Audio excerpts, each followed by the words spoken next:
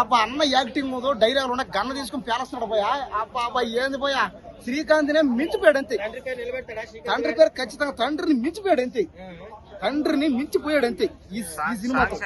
ఆ డాన్స్ గానీ సాంగ్స్ అని గిరగిర బొంగరాను చెప్తుండే, గిరగిర బొంగరాని డాన్స్ చేస్తుంటే థియేటర్ అందరూ డాన్సులే. అమ్మాయిలు అయితే ఫ్లాట్ అయిపోయారు అంతే. శ్రీకాంత్ కోసం థియేటర్ అంతా అమ్మాయిలు ఉండరు ఆయన ఏదో సినిమా అంతా. అమ్మాయిలు అందరూ ఫ్లాట్ అయిపోయారు, థియేటర్ మొత్తం అమ్మాయిలే. ఈ దెబ్బతో ఖచ్చితంగా ఈ సినిమా 1000 కోట్ల క్రాసింగ్ అయిపోయింది అంతే.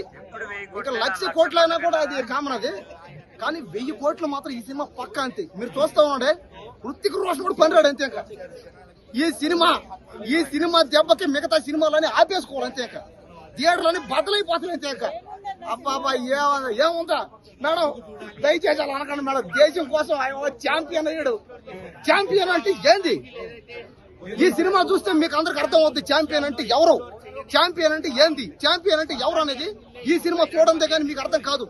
మన జీవితంలో ఎన్నెన్నో గోల్స్ సాధించడానికి పోతుంటాం. ఛాంపియన్ లాగా సాధించడం, లేవాలా, సాధించడం, వెయ్యాలా, సాధించడం, పోరాడాలా. చెప్పండి మేడం, అడగండి. అదే మేడం రోజు యాక్టింగ్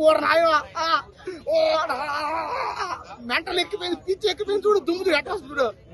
సినిమాలో డాన్స్ చేసి ఎగిరెగిరి అరిచి తల అంతా దుమ్ము ఎక్కిపోయింది, జుట్టు మొత్తం ఊడిపోయింది. పోయా రోజులన్న యాక్టింగ్ చేస్తున్నాం చెప్పు. అసలు ఎలా చేస్తానంటే ఒక రామ్ చరణ్, ఒక ఎన్టీఆర్, ఒక పవన్ కళ్యాణ్, ఒక ప్రభాసు, చిరంజీవి, బాలకృష్ణ, నాగార్జున, వెంకటేష్ అందరినీ మించిపోయాడు, ఎదిగిపోయాడు. హైట్ అమ్మాయిలు అయితే హైట్ కు ఫ్లాట్ అయిపోయారు అంతే.